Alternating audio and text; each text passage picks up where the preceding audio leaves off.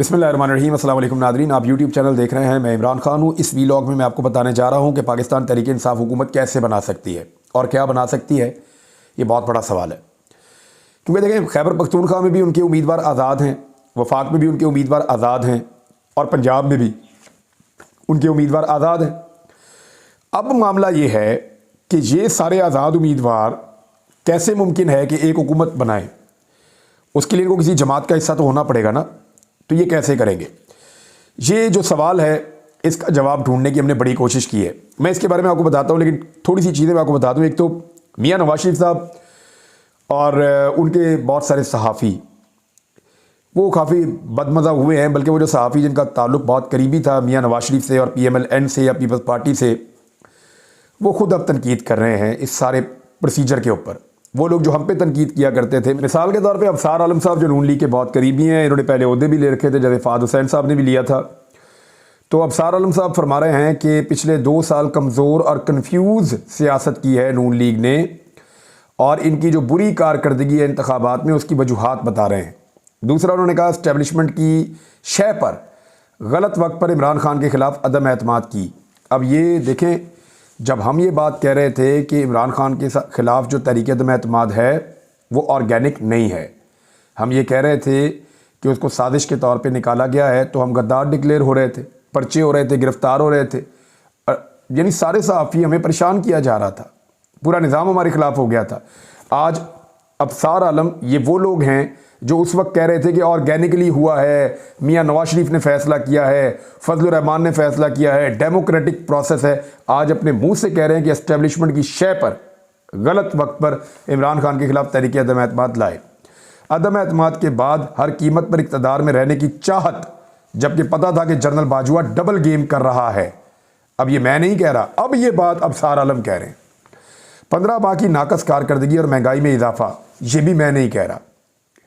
ये मैं जब कहता था पहले PDM को कि ये महंगाई बढ़ाते चले जा रहे हैं, आम आदमी को पीस रहे हैं, दबा रहे हैं, तो सारे हमारे ऊपर चढ़ाई कर देते थे कि भाई ये क्यों कह रहे हैं आप, वो तो मुल्क को बचा रहे हैं। तो अब अफसार आलम मान रहे हैं कि उन्होंने मईशत को तबाह कर दिया और नाकस उनकी कारकर्दगी थी, महंगाई में उन्होंने बहुत इजाफा किया है।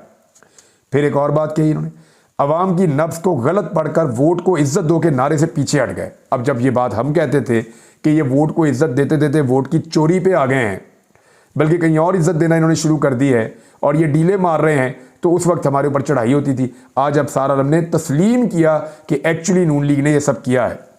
फिर 7वां, मीडिया और सोशल मीडिया पर अपने मौक़िफ़ के दिफा और मुखालिफ के कमज़ोरियों की निशानदेही में मुकम्मल नाकामी, वो तो उनकी कैपेसिटी नहीं है। और आखिरी जो उनका नुक्ता है 7वां, वो ये कि वोटर को घर से निकालने में पूरी तरह नाकाम रही PMLN। तो ये बात नहीं है, वोटर निकले ही नहीं इनसे। कैसे घर से निकालते? वोटर तो कहता था जी हमने निकलना ही नहीं। अब ये सारे लोग आहिस्ता आहिस्ता मान रहे हैं, ये सारे लोग आहिस्ता आहिस्ता तस्लीम कर रहे हैं।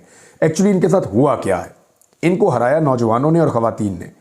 देखें, जो मिला जुला वोट है ना, वो जो मेच्योर लोग, बड़ी उम्र के लोग हैं, उनके वोट मिला जुला है। जो समझदार नौजवान हैं, जो पढ़े लिखे नौजवान हैं, जो वेल अवेयर्ड हैं, नौजवानों ने और ख़वातीन ने पांसा पलट दिया है पूरा का पूरा। यानी अगर मैं कहूँ कि जो वोटर बड़ी उम्र का है वो अगर 50-50 भी हुआ है, तो नौजवान 50-50 बिल्कुल नहीं हुआ और ख़वातीन भी 50-50 बिल्कुल नहीं हुई। वो वन साइडेड गए हैं। उन्होंने सब ने निकल के इमरान खान के उम्मीदवार का उन्होंने निशान ढूंढा, निशान ढूंढ के उसके ऊपर ठप्पा लगाया, उन्होंने ये किया। अब ये हुआ क्यों? देखें, गालियों से अखज़ किए हुए लफ्ज़ जो हैं, उनसे तो ये पाकिस्तान तहरीक इंसाफ के नौजवानों को बुलाते हैं। हर तरह की गालियाँ ये उनको देते हैं नौजवानों को, और उनको हमेशा से दीवार के साथ लगाने की कोशिश करते हैं। जुल्म व जबर इन्होंने इंतहा का किया। हमजा शहबाज ने भी, राना सनाउल्लाह ने भी। अब राना सनाउल्लाह साहब सीट हार के बैठे हुए हैं, वो भी नाम आप ज़हन में रख लें। अब हुआ ये है कि ख़वातीन को जिस तरह बेहुरमती उनकी की गई, यानी चादर और चार दीवारी का तकद्दुस पामाल किया गया, ख़वातीन को मारा गया, घसीटा गया, उन्हें रुस्वा किया गया। फिर जिस तरह के ख़वातीन के ऊपर घटिया भोंडे इल्ज़ामात लगाए गए, उनके खिलाफ गालियाँ दी गई और उनके खिलाफ नीच ज़बान इस्तेमाल की गई PMLN की जानिब से या उनके सोशल मीडिया की जानिब से, ये सारा उसका रिएक्शन था। जब इद्दत जैसा केस उछाला गया तो ये ख़वातीन को बहुत तकलीफ हुई इस बात से और उन्होंने निकल के रिएक्शन में ज़्यादा वोट डाला, तो ये मियाँ साहब की दुर्गत बन गई। अभी थोड़े दिन के बाद ये वाली बातें भी ये मानेंगे और ये कहेंगे जी बिल्कुल ठीक है। फॉर्म 45 के बारे में मैं दोबारा बता दूं कि वो सबकी कामयाबी की कुंजी है।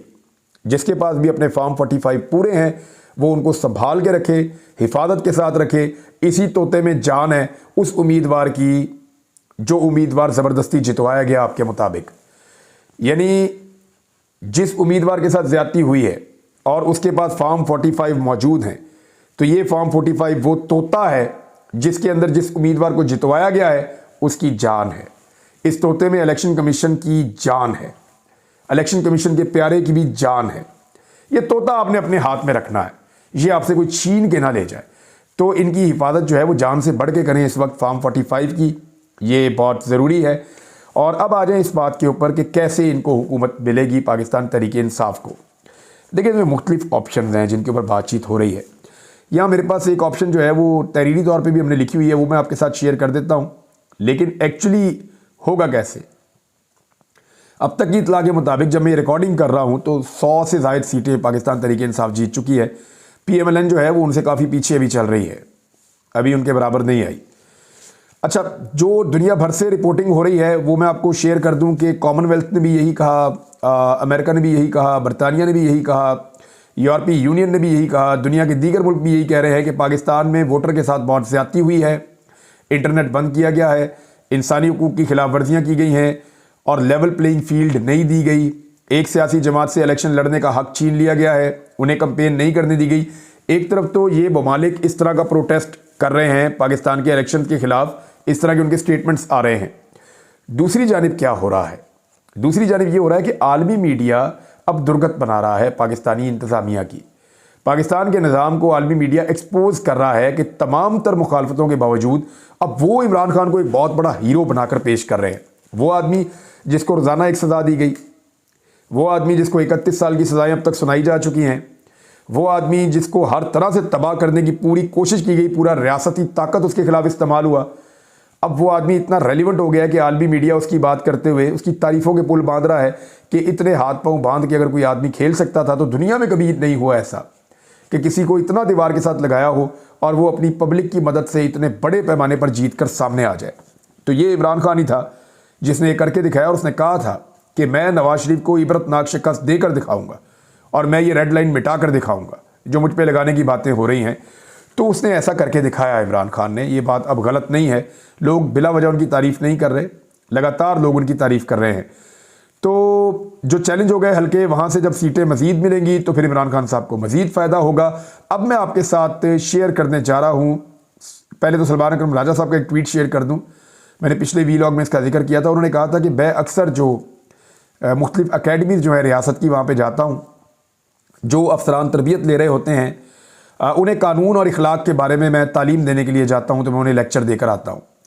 वो जो नौजवान होते हैं, वो मर्द या औरत हों, वो बड़े पुरुमीद नज़र आते हैं, फिर चंद सालों में ये बदमाश कैसे बन जाते हैं, कानून और इखलाकियात को तोड़ने वाले कैसे बन जाते हैं, ये ऐसा कैसे हो जाता है, ये सवाल उन्होंने उठाए। तो ये सवालात जो है ये पूरे पाकिस्तान के दिमाग में हैं। अगर आपके पास इसके सवाल का जवाब है तो मेरे वीलॉग के जो कमेंट्स हैं उसके अंदर आप जवाब दे दें, मैं पढ़ के जो है वो इसके ऊपर एक वीलॉग अलग से करूंगा कि ये ब्यूरोक्रेट्स को एक्चुअली होता क्या है। हराम खाने की वजह से हो जाते हैं, सिफारिश और रिश्वत की वजह से हो जाते हैं, नौकरी बचाने की वजह से हो जाते हैं, बुज़दिल बन जाते हैं, या इनको प्रोटोकॉल्स पसंद आ जाते हैं, या निज़ाम ही बहुत गंदा हो चुका है। वजह क्या है, किस वजह से ऐसे हो जाते हैं। खैबर पख्तूनख्वा में जो छुट्टी करा दी थी तमाम आज़ाद उम्मीदवारों ने, सबकी छुट्टी करवा दी। अब कुछ भी हो जाए, वहाँ पे 113 नशस्तों के जो नताइज हैं वो अभी तक जारी किए गए हैं और 91 नशस्तों के साथ पाकिस्तान तहरीक इंसाफ के उम्मीदवार पहले नंबर पे हैं, जबकि अभी भी उनका एक क्लेम है कि 10 के करीब सीटें उनको मजीद मिलेंगी जब वो चैलेंज करेंगे, क्योंकि वहाँ पे धांधली हुई है। स्पेशली वो 2 हलकों के बारे में कहते हैं, एक एरिया के बारे में कहते हैं। एक तो कौमी असम्बली का हल्का जो नूर आलम खान जीते हैं उस पर उनको बड़ी तशवीश है, वो कहते हैं ये मुमकिन नहीं था। और कुछ सूबाई सीटें जो हैं वो पेशावर से हैं, उसके ऊपर वो कह रहे हैं जी हम करेंगे अभी काम। अच्छा, एक और चीज़ और है, इमरान खान साहब की और शाह महमूद कुरैशी की 9 मई के मुकदमात में 12 मुकदमात में ज़मानतें उनकी मंजूर हो गई हैं।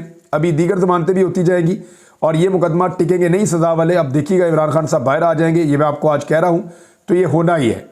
अच्छा, अब आ जाए इस बात के ऊपर कि क्या पाकिस्तान तहरीक इंसाफ के हमायत याफ्ता आज़ाद उम्मीदवार पाकिस्तान तहरीक इंसाफ का अपना वज़ीर-ए-आज़म ला सकते हैं। ये एक बड़ी अहम चीज़ है।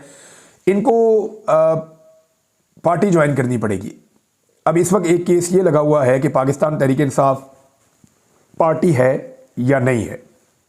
आइन के बाद कानून होते हैं, कानून के बाद रूल्स होते हैं। इलेक्शन कमीशन का एक रूल ये कहता है कि अगर, यानी ये रूल चैलेंज हुआ है वैसे, क्योंकि ये रूल आइन से मुतसादम है, इसको गलत शामिल किया गया है कि सिंबल नहीं है आपके पास, इंतखाबी निशान नहीं है तो पार्टी नहीं है।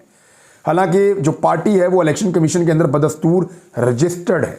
इंतखाबी निशान तो ले लिया लेकिन पार्टी बदस्तूर मौजूद है।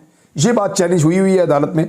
अगर वहाँ से फैसला आ जाता है, क्योंकि इलेक्शन कमीशन तो इमरान खान के हक में कभी फैसला नहीं देगा, लेकिन अगर ये फैसला अदालत से कहीं आ जाता है तो फिर इस फैसले की रोशनी में पाकिस्तान तहरीक इंसाफ अपने सारे उम्मीदवारों को ज्वाइन करवा लेगी। वो सारे ऑफिशियली पाकिस्तान तहरीक इंसाफ का हिस्सा बन जाएंगे। और अगर ये नहीं होता तो फिर क्या होगा?